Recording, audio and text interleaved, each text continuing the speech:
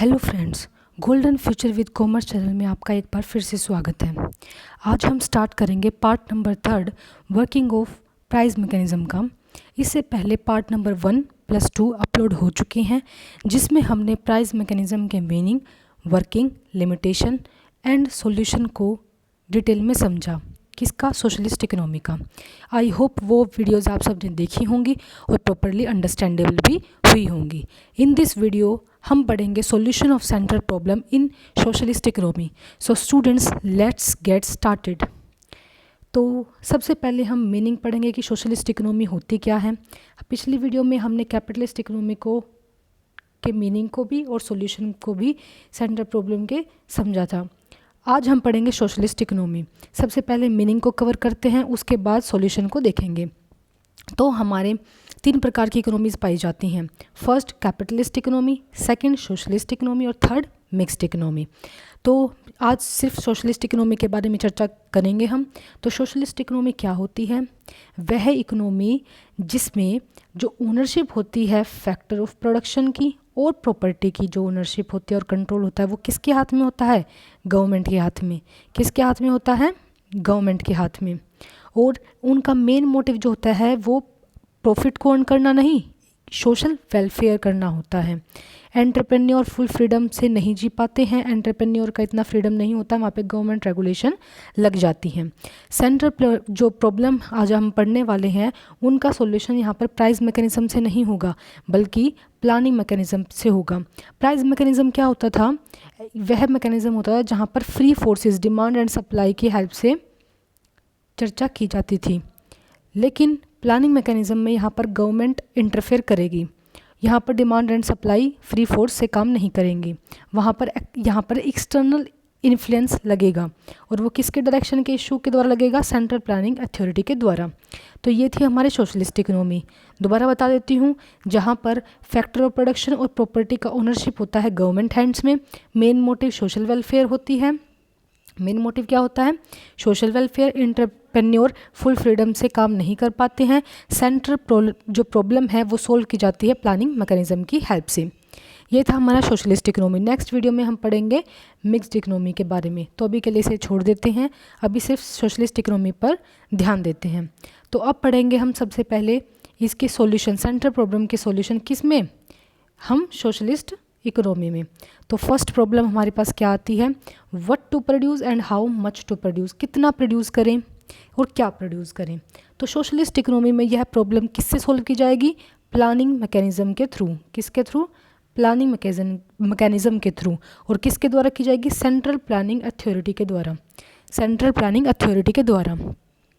तो planning authority country में available resources को सबसे पहले चेक करेगी कि कितने रिसोर्सेज उसके पास अवेलेबल हैं, और नेशनल प्रायोरिटीज़ को भी निर्धारित करेगी।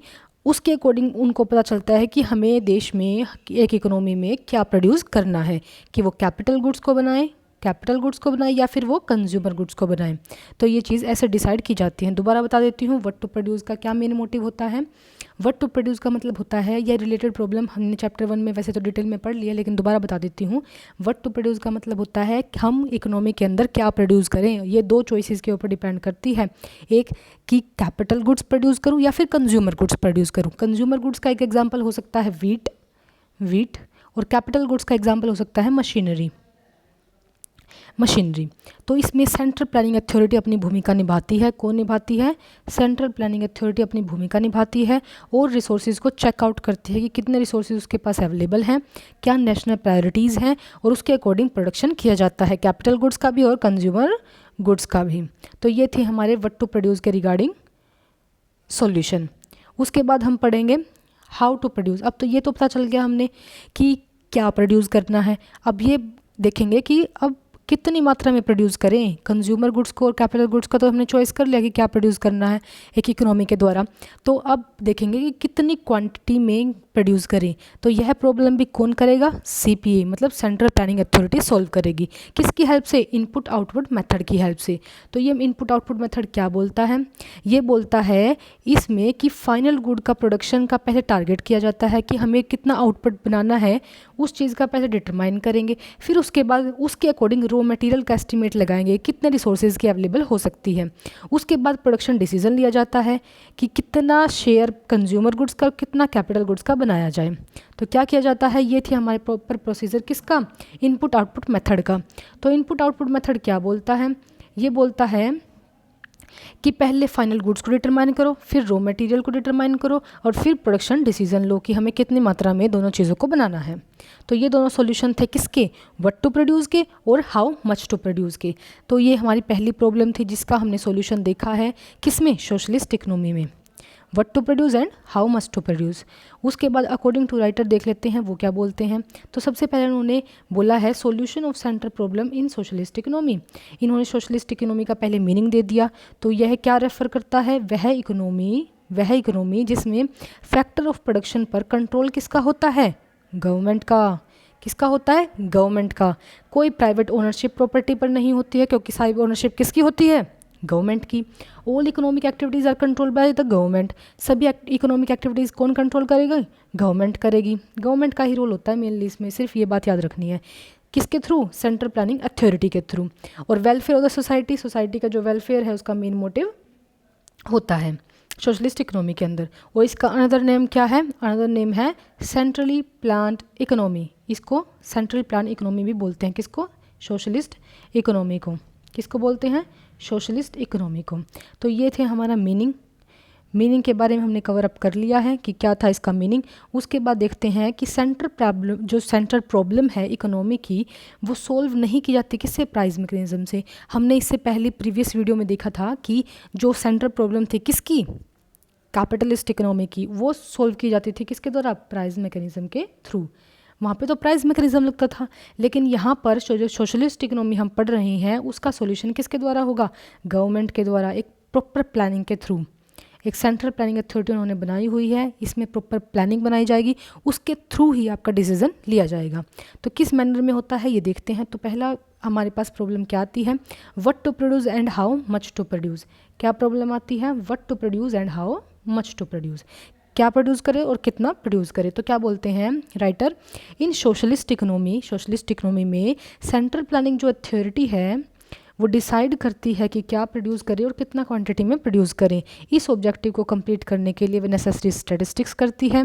स्टैटिस्टिक्स का मतलब डाटा को कलेक्ट करती है कि कितना हमें रिसोर्सेज कितना अवेलेबल है, कितना आउटपुट बनाना है, किस चीज़ का बनाना है, ये स्टैटिस्टिक्स होगी। रिलेटिंग टू अवेलेबल रिसोर्सेज, कितना अवेलेबल रिसोर्सेज है इन द कंट्री। और फिर डिटरमाइन करती है क्या, कि उनकी नेशनल प्रायोरिटीज़ क्या हैं, नेशनल प्रायोरिटीज़ क्या है, किस चीज़ को देखकर, प्रेजेंट रिक्वायरमेंट्स को देखकर यह डिसीजन लिया जाता है। In keeping with the national priorities central planning authority determine क्या करते हैं कि क्या प्रोड्यूस करना है और कितनी क्वांटिटी में प्रोड्यूस करना है। तो यह प्रॉब्लम किसके द्वारा सॉल्व की जाती है, इनपुट आउटपुट मेथड के द्वारा। अभी मैंने बताया था इनपुट आउटपुट मेथड क्या होता है कि सबसे पहले हम क्या करेंगे, आउटपुट का डिसाइड करेंगे, टारगेट आउटपुट को, उसके बाद रिसोर्सेज का एस्टिमेट लगाएंगे कितना रिसोर्सेज हमारे पास है, और उसके बाद हम प्रोडक्शन का डिसीजन लेते हैं कि क्या प्रोडक्शन हमें करना है। तो क्या बोलता है, what should be share of consumer goods, कितना क्या शेयर होना चाहिए कंज्यूमर गुड्स का और कितना कैपिटल गुड्स का इन द टोटल प्रोडक्शन में। तो ये डिसाइड कौन करता है, CPA, that is central planning authority. तो मेनली काम इसका किसका होता है, इस सोशलिस्ट इकोनॉमी में सेंट्रल प्लानिंग अथॉरिटी का, यही सब कुछ देखती है गवर्नमेंट के अंडर। तो ये प्रॉब्लम हमारी किससे रिलेटेड थी, what to produce and how much to produce से रिलेटेड, जिसमें हमने सोशलिस्ट इकोनॉमी में प्लानिंग मैकेनिज्म के थ्रू सॉल्यूशन देखा, किसके द्वारा, सेंट्रल प्लानिंग अथॉरिटी के द्वारा, व्हाट टू प्रोड्यूस का भी और हाउ मच टू प्रोड्यूस का भी।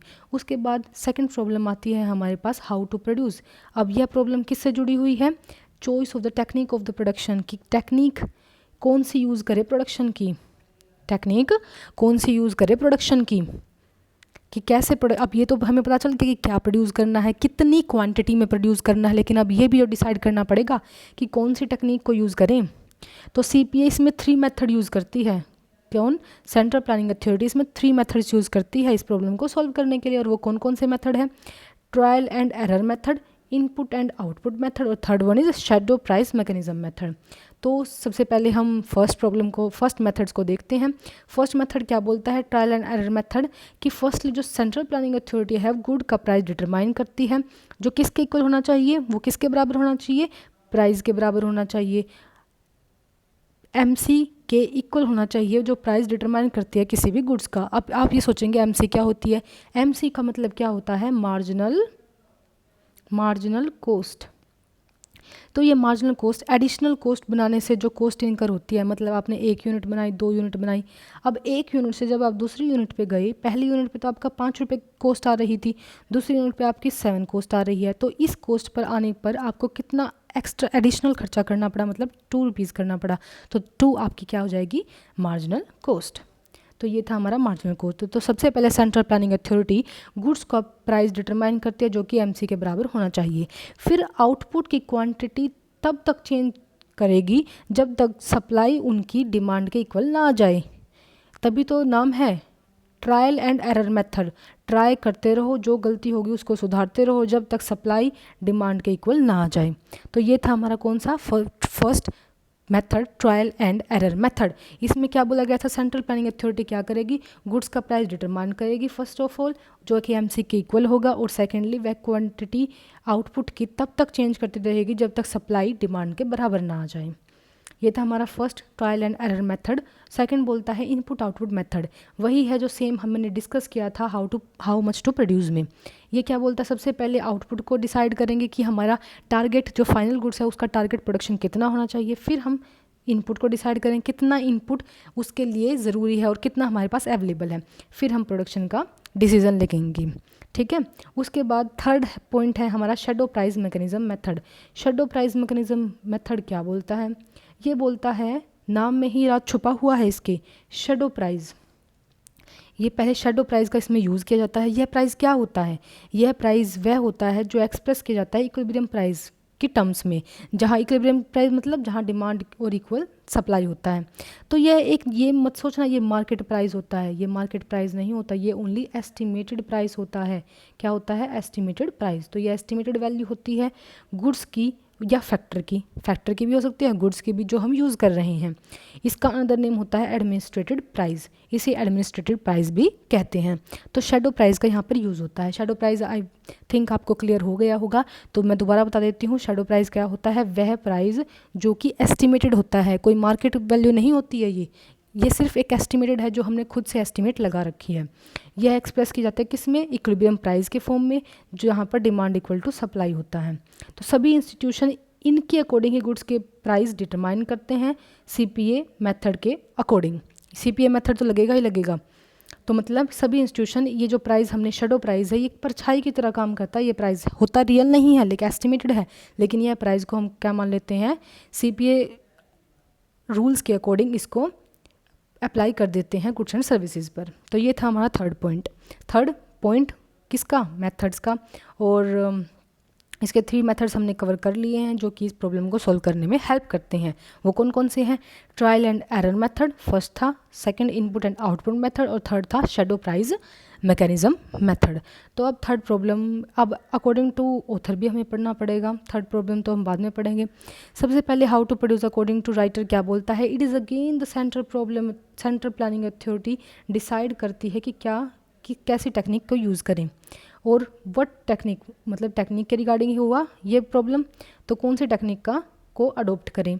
How to distribute resources among the different sector of the production, तो ये 3 मेथड अडोप्ट करता है। कौन से 3 मेथड अडोप्ट करता है, जो अभी हमने चर्चा की है। First trial and error method, ये क्या बोलता है कि प्लानिंग अथॉरिटी डिटरमाइन करती है प्राइस ऑफ द गुड्स जो कि इक्वल होंगे मार्जिनल कॉस्ट के, और फिर quantity of the output change इस तरीके से होगी तब तक सप्लाई इक्वल टू डिमांड ना हो जाए।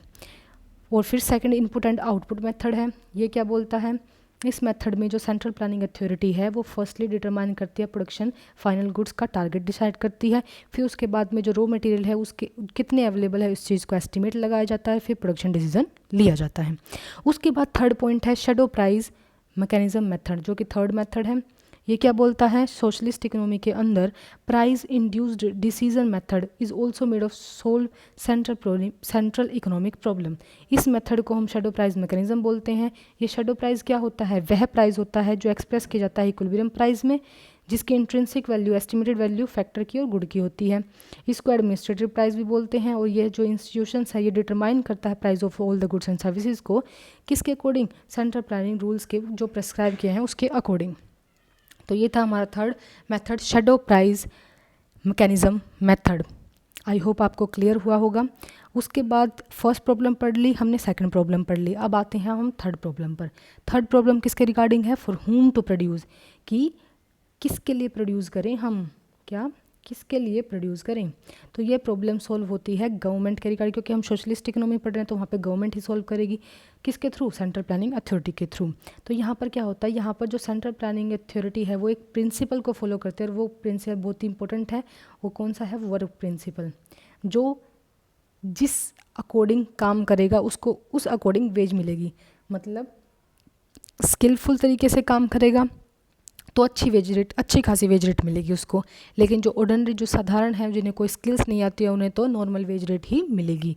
तो वर्क प्रिंसिपल क्या बोलता है, वो मैंने बता दिया। वर्क प्रिंसिपल क्या होता है, जो स्किलफुल होते हैं उन्हें ज़्यादा वेज मिलेगी, और क्या होते हैं, और जो ऑर्डिनरी होते हैं उनको कम मिलेगी। तो जो स्किल्ड वर्कर्स होगा उसे ज़्यादा वेज मिलेगी in comparison to ordinary worker. यही वेज हाउस होल्ड या फिर कंज्यूमर जो डिमांड करते हैं उनकी इनकम होती है, जिससे वे मार्केट में जाकर डिमांड करते हैं गुड्स एंड सर्विसेज की, जो वर्कर्स को ज़्यादा वेज देते हैं, जिससे वे गुड्स एंड सर्विसेज को कंज्यूम भी ज़्यादा करेंगे। और जो कंज्यूमर कम वेज रेट लेते हैं वो गुड्स एंड सर्विसेज को भी कंज्यूम कम करेंगे according to capacity of the workers. लेकिन हम यहाँ पर क्या पढ़ रहे हैं? Socialist economy. तो सोशलिस्ट इकोनॉमी सबसे पहले सिर्फ ये नहीं देखेगी कि हमें पैसा बांटना है, वो देखेगी हम वेलफेयर कैसे कर सकते हैं, हम सोशल डेवलपमेंट कैसे करें, ये चीज़ों के बारे में वो ज़रूर ध्यान देगी। तो इस बात का बहुत ध्यान रखना है। कैपिटलिस्ट इकोनॉमी में डायरेक्ट हम पैसा बांट देते थे, लेकिन सोशलिस्ट इकोनॉमी में नेशनल इनकम लोगों में एकदम डायरेक्टली नहीं डिस्ट्रीब्यूट होगी, बल्कि वो नेशनल पार्ट का, जो नेशनल इनकम का जो पार्ट है वो एक मटकी में जाएगा, और उस मटकी का नाम क्या होगा? Social consumption fund. Social consumption fund कि सोशल के लिए वो क्या हो जाएगी, वो मटकी तैयार हो जाएगी, और नेशनल इनकम का पार्ट उसके अंदर भरा जाएगा। फिर जो कुछ पैसा इन्वेस्ट कर दिया जाएगा जिससे इकोनॉमी ग्रो होगी, और फिर जो बचा खुचा पैसा है वो डिस्ट्रीब्यूट होगा किस में? वर्कर्स में, वर्क प्रिंसिपल के according. So according to capacity wage receive होगी, डिमांड करेंगे उसके अकॉर्डिंग वर्कर्स, एंड जो कंज्यूम करेंगे गुड्स एंड सर्विसेज को अकॉर्डिंग टू वेजेस। मतलब जितना हाथ में पैसा आएगा उसके अकॉर्डिंग तो डिमांड करेंगे। अब ये थोड़ी है जितना पैसा होगा नहीं उसके बाहर डिमांड करने लग जाए, ऐसा तो पॉसिबल होगा ही नहीं। तो यह प्रॉब्लम इस चीज़ से सॉल्व होती है। दोबारा बता देती हूँ, तो यह प्रॉब्लम थी फॉर होम टू प्रोड्यूस की, मतलब किसके लिए हम प्रोड्यूस करें, कैसे डिस्ट्रीब्यूशन करें गुड्स और सर्विसेज का। तो यह वर्क प्रिंसिपल के थ्रू किया जाएगा इस प्रॉब्लम का सॉल्यूशन। जितनी स्किल्ड वर्कर्स होगा उसे ज़्यादा वेज मिलेगी, और जो कम स्किल्ड वर्कर होगा उसे कम वेज मिलेगी। ठीक है, तो ये थी हमारी किसकी regarding problem? For whom to produce से के रिगार्डिंग ये प्रॉब्लम थी। अब अकॉर्डिंग टू राइटर भी पढ़ लेते हैं, क्या बोलते हैं कि decision regarding for whom to produce और how to distribute production is also taken by the government in social. सब काम गवर्नमेंट ही करेंगे, यहाँ पर गवर्नमेंट है जो कुछ है। ऑल फैक्टर्स जो are governed by the government, और सभी फैक्टर्स किसके द्वारा आउंड है? गवर्नमेंट के द्वारा। पीपल वर्क करते हैं एज अ लेबरर्स, सो उसके अकॉर्डिंग उनको वेज मिलता है जो कि उनकी इनकम होती है। How much wages is paid to the different category, कितनी दें वेजेज उनको, और वे डिटरमाइन की जाती है किसके द्वारा? गवर्नमेंट के द्वारा। तो सेंट्रल प्लानिंग अथॉरिटी डिटरमाइन करेगी किसके थ्रू? वर्क प्रिंसिपल के थ्रू। यहाँ पर ये वर्क प्रिंसिपल बहुत ज़्यादा इंपॉर्टेंट मायने रखता है। Everybody gets remuneration according to their work done, जितना उसने काम किया उसके अकॉर्डिंग रेमुनरेशन मिलेगी उसको। Quantitative and qualitative aspects of the work perform according to their consideration. एक skilled worker get higher wage, ज़्यादा वेज मिलेगी उसको देन द ऑर्डिनरी वर्कर। तो entire national income is not distribute among the people, जो सारी की सारी national income है वो पीपल के बीच में डिस्ट्रीब्यूट नहीं होती है सोशलिस्ट इकोनॉमी में। क्यों? क्योंकि उसे social welfare, economic development, economic growth भी करना होता है।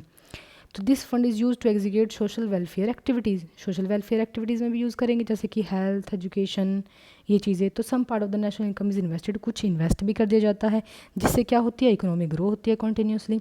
और जो बचा हुआ नेशनल इनकम है वो डिस्ट्रीब्यूट किया जाता है पीपल के बीच में वर्क प्रिंसिपल के थ्रू। तो those worker who get more wages, ये बात याद रखना, जो ज़्यादा वेज रिसीव करता है वो गुड्स ज़्यादा कंज्यूम करेगा, और जो कम वेज रिसीव करता है वो लेस गुड्स एंड सर्विसेज क्या करेगा? इंजॉय करेगा। तो अकॉर्डिंग टू कैपेसिटी वह वर्क करेंगे और उसके अकॉर्डिंग उनको वेजेस मिल जाएंगे। तो यह प्रॉब्लम कौन सी थी, फॉर होम टू प्रोड्यूस की। अब उसके बाद हम देखते हैं फोर्थ प्रॉब्लम जो कि है फुलर यूटिलाइजेशन ऑफ फैक्टर से के रिगार्डिंग। तो फुलर यूटिलाइजेशन ऑफ फैक्टर किस प्रॉब्लम से जुड़ी हुई थी, यह प्रॉब्लम है हमारी बेसिक इकोनॉमी प्रॉब्लम्स की वन ऑफ देम। और फुल यूटिलाइजेशन ऑफ फैक्टर का मतलब है जो फैक्टर्स हमारे पास हैं, मतलब जो फैक्टर ऑफ प्रोडक्शन है, लैंड, लेबर, कैपिटल, उनका फुल यूटिलाइजेशन कैसे करें। तो से यहाँ पर सेंट्रल प्लानिंग अथॉरिटी काम करती है सोशलिस्ट इकोनॉमी में। यहाँ पर वो प्लान फॉर्मुलेट करेगी और इस प्लान के अकॉर्डिंग रिसोर्सेज का ऑप्टिममली यूटिलाइज करेगी।